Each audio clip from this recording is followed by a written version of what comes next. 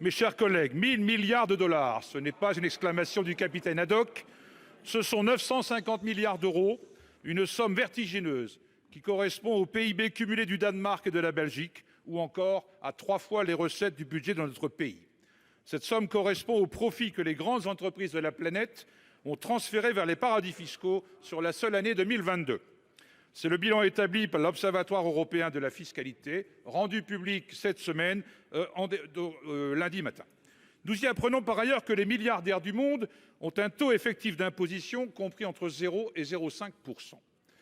À force de baisser constamment l'impôt sur les sociétés et sur les grands patrimoines, les gouvernements, dont le vôtre, rognent eux-mêmes leurs propres recettes.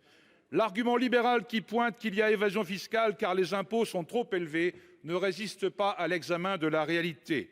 Malgré la baisse constante des prélèvements sur les entreprises, la fuite des profits reste constante et son volume ne cesse d'augmenter. Pire encore, elle a lieu au cœur de l'Union européenne, comme dans des pays comme l'Irlande ou les Pays-Bas. Madame la ministre, n'est-il pas temps pour votre gouvernement de mettre un terme décisif à cette concurrence fiscale dévastatrice et d'ouvrir enfin le chantier de l'harmonisation fiscale au sein de l'Union européenne ?